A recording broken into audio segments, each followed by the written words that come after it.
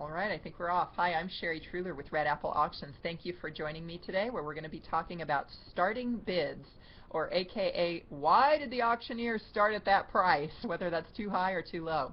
And this is inspired because about 35 minutes ago, I got off the phone with a prospective client who was seeking out a new auctioneer because they were unhappy with the way that their auctioneer started some of the items last year.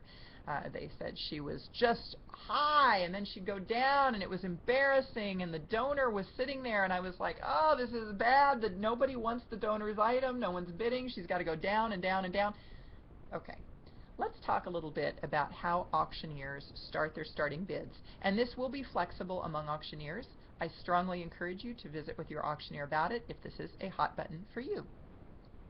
So if we think about benefit auctions, many benefit auctions are worked by commercial auctioneers. Now that is changing. There are some auctioneers who don't do anything but benefit auctions. I'm one of them. But many have commercial auctioneers that are going in to work that event. In the commercial auction world, there is a specific way that you are taught to sell merchandise. And most of the states require an auctioneer to go to auction school. So when you go to auction school, what you will hear is this best practice. The first offer that you make, oops, let's stop that. The first offer that you throw out is going to be the value of what that item is, what you expect that item to sell for. And then if you don't get it, you drop it down to about half. So the reason being is that in a commercial auction, you may have 100, 200, 500, 1,000 items to sell.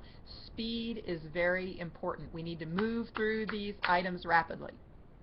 So if I start a table, for instance, at $500, because generally speaking, I know that in this market with this crowd, the table is worth $500. So I might say, who's going to be, would I get $500? Would I get $500? And if I get $500, great, because we're that much closer to selling it.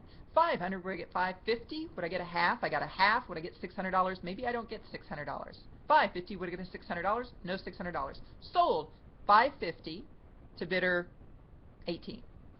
So now I can very rapidly move on to the next item. In a benefit auction, let me continue with that. So now let's say I don't get $500.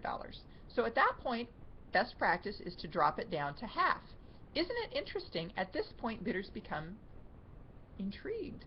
The $500 table is on sale for $250. Now people who weren't even interested in the table start to pay attention because everybody likes a deal. So now you've started to get bidders involved. At this point, bidders become engendered to the item. Anybody bidding against them is competition. This is what is called auction fever. This is a real thing.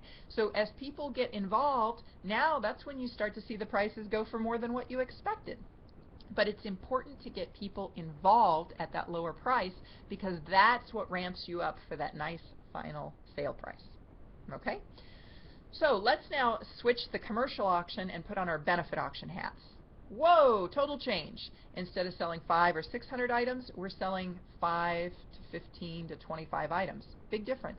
It's not about speed at this point. We don't care how quickly we get through the items. That's not important in a benefit auction. We're concerned about engagement. We're concerned about getting the crowd involved. We're concerned about making sure that people are laughing and are entertained regardless of whether or not they're bidding in the live auction. That's what a benefit auction's about. That's what a benefit auctioneer should be doing, is making it fun and lively for everybody, not just the bidders. So at that point, speed is it's a non-issue. In fact, I've got one of the team members on my team. I've been talking to him about slowing it down. We don't need to go so fast. You can slow your chant down by 3/4 and still sound fast to someone who doesn't go to auctions all the time. It's just not about speed. So that speed thing is not important. The engagement factor is, the personality is, and what we want to do then is figure out where are we going to start the sale and the benefit auction. Well, this is where that client, that prospective client I should say, had an issue, because the auctioneer had done what a commercial auctioneer typically does. They started off at the price, that the value of the item, and then they dropped it down and down and trying to get a bid. And that felt uncomfortable to the nonprofit. Now, I've got someone on my team who does that same method. That's their approach. I don't use that approach, just not my style, but that doesn't mean that it doesn't work.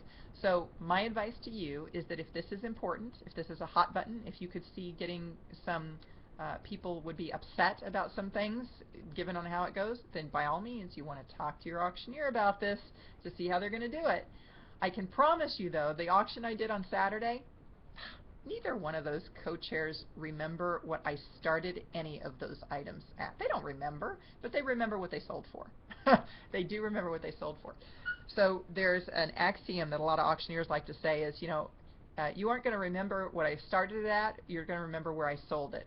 And I guess that's true most of the time until the client has a problem, and then they start wondering, why did she do it that way? There's your 2-cent lesson today on auctioneer training. I'm Sherry with Red Apple Auctions, and you can learn a lot more about benefit auctions over on my website, redappleauctions.com. I do have some free resources for you over there as well, in addition to videos such as this. One of them is my item guide. It's the top 100 items I sold for over their estimated value at the auctions that I worked around the country last year. It's a very great tool for procurement meetings. So be sure to grab that today. And meanwhile, as always, good luck to you in your benefit auction.